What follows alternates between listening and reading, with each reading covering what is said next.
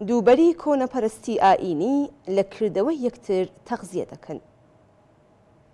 بەپێی راپۆرتەکان ڕۆژی سێشەممە 12 ڕەشەمەی 1399 هەساوی هێزە چەکدارەکانی گروپی جەیش العەدل هێرشیان کردە سەر دوو ئۆتۆمۆبیلی سوپای پاسدارانی ڕژیمی ئیسلامی لە ناوچەی سنووری سەراوان لە ئۆستانی سیستان و بەلوچستان. بەوتەی کەمپینی چالاکانی بەلوچ لەم هێرشدا لانی کەم 5 هێزی سوپا کوژران و چەند کەسی دیکەش بە بارمتە گیران. سوپای پاسدارانیش لە ڕێگەی بەیانیەکەوە هەواڵی ئەم هێرشەی بۆ سەر هێزەکانی سوپا پشتڕاست کردووەتەوە.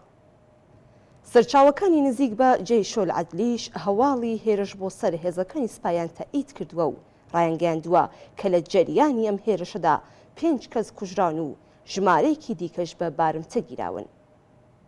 جموجۆڵی دووبارەی جەیش العەدل و هێرشی بۆ سەر ئۆتۆمۆبیلێکی سوپای پاسداران لە حاڵێکدا ئەنجام درراوە کە 8 ڕۆژ لەمەوبەر هێزەکانی سەر سنووری سوپای پاسداران لە ناوچەی سنووری شارستانی سەراوان کاروانی سوخبەرانیاندایە بەردەستڕێژی گوولە و بەهۆیەوە 10 کەس کوژران و 5 کەسی دیکەش بریندار بوون.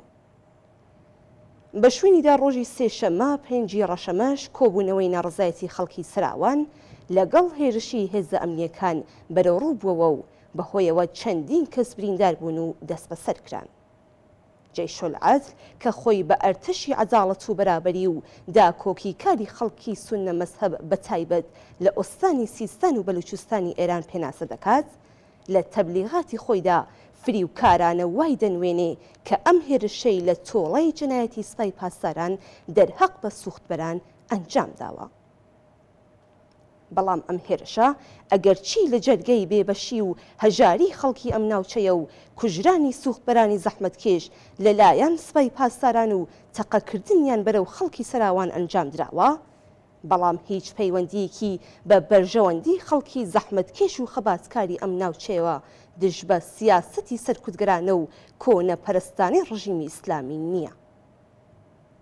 گروپی کۆنەپەرستی جەیش العەدل بەنیازە بە کەڵگوەرگرتن لە نەفرەت و ناڕەزایەتی گشتی و بەرهەقی خەڵکی بەلوچستان لە دەسەڵاتی ڕژیمی ئیسلامی و جەنایەتی سوپای پاسداران لەم ناوچەیە چالاکیەکانی خۆی بۆ پەرەپێدانی نەفرەتی کوێری ئاینی و قەومی پاساو بکات و ناڕەزایەتی بەرهەق خەڵک دژ بە ڕژیمی ئیسلامی بەلاڕێدا بەرێت و بیکاتە هێزی ئامانجی کۆنەپەرستانەی خۆی.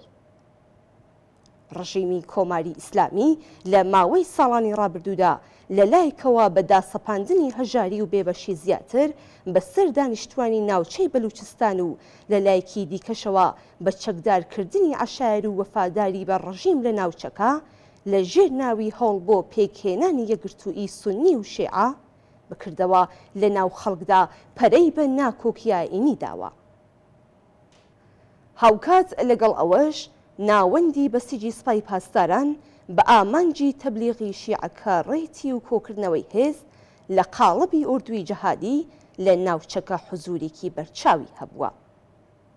لە ئاکامی چالاکی 140 گروپی جەهاتی لە سیستان و بەلوچستان نزیک بە 3000 کەس لە خوێندکاران تەماعیان وەبەرخراوە و ڕۆیشتوونەتە ناو گروپە بەسیجیەکانەوە. ئەم ئوردویانە لە ڕێگەی تەبلیغ بۆ ئائینی شیعە ناکۆکی ئاینیان پەرە پێداوە و زۆرجار ناڕەزایەتی خەڵکی ناوچەکەشی لێکەوتوەتەوە. لە سیستان و بەلوچستان بە خاتری هەڵاواردن نەتەنیا خەبەرێک لە گەشەی مرۆئی و ئابووری نیە، بەڵکو دیاردەکانی وەک هەژاری و بێکاری، بەدخوراکی و بێبەریبوونی منداڵان لە خوێندن و ئازارە کۆمەڵایەتیەکان بەردەوام پەرەدەستێنن. زۆرترین ڕێژەی بێکاری لە ئێران لە سیستان و بەلوچستان تۆمار دەکرێت. نزیک بە 70% خەڵکی ئەم ناوچەیە لە ژێر هێڵی هەژاریدا دەژین. ڕێژەی مەرگی کۆرپە ساواکان لە ناوچەی سیستان و بەلوچستان 34%. تەنانەت بە پێ راپۆرتی هەواڵنێریەکانی سەر بە ڕژیم نزیک بە 50% گشت منداڵانی بەجێماو لە خوێندن لە ئاستی ئێراندا لە ناوچەکانی سەر بە سیستان و بەلوچستان و زیاتر لە بەلوچستاندا دەژین. منداڵان لە مافی خوێندن بە زمانی دایک بێبەرین. چەندین ساڵە ڕژیم بە بیانووی بەرەنگار بوونەوە لەگەڵ قاچاقی مادەی هۆشبەر کە بێگومان فەرماندەکانی سوپا بازرگانی سەرەکی ئەم مادەیەن ناوچەکەی میلیتاریزە کردووە و هەموو بەرنامەکانی بە ڕوانگەیەکی ئەمنیەوە بەرەو پێش دەبات. لە پەنا هەموو ئەم بێ مافیە ئابوووریانە و نەبوونی خزمەتگوزاری کۆمەڵایەتی هەڵاواردنی ئاینی و بێ مافی سیاسیش بێداد دەکات. لەم ناوچەیە سەرەتایی ترین ئازادی تاکە کەسی کۆمەڵایەتی و سیاسی بە ئاشکرا پێشێل دەکرێت. چالاکانی سیاسی ڕۆژنامەوانان کە لە ماوەی چەند ساڵی ڕابردوودا لە ژێر کاریگەری کەش و هەوای ناڕزایەتی گشتی لە ئێران هاتوونەتە مەیدان بە توندی خراونەتە ژێر چاودێری و سەرکوت دەکرێن. لە پەنایدا سەپاندنی ئەم بێمافیانە بەرپرسانی ڕژیم لە هەر شوێنێک کە ویستویانە گروپی چەکداری مێرسادیان لە گیانی خەڵک بەرداوە. ئەم گروپە کە هیچ کام لە ئۆرگانەکانی ڕژیم بەرپرسایەتی و ئەستۆ ناگرن بە دەستی ئاواڵەوە لە پەنای هێزە سەرکوتگەرەکانی دیکە ڕژیم بەردەوام خەریکی ئەزیەت و ئازار و سەرکوتی خەڵکن. هێرشی گروپی جەیشولعەدل لە ڕۆژی سێشەممە 12 ڕەشەمە بۆ سەر هێزەکانی سوپای پاسداران سرەڕای میلیتاریسمی ڕژیمی کۆماری ئیسلامی لەم ناوچەیە ئەنجام درراوە. ئەم هێرشە بۆ جارێکی دیکە نیشانیدا کە ئەشکەنجە و زیندان، کوشتنی سوختبەران، ترۆری خەڵکی ناڕازی لەلایەن گروپی مێرساد، پەرەپێدان بە ناکۆکی ئائینی، سەرکوتی مافی ئینسانی و نەتەوەیی، بوژاندنەوەی قیبلەگەری، داسەپاندنی بێمافی کۆمەڵایەتی و هەژاری بەرنامە بۆ داڕێژراو، هیچ کامی نەیتوانیوە ئەمنیەتی دڵخوازی هێزە سەرکوتگەرەکانی کۆماری ئیسلامی دابین بکات.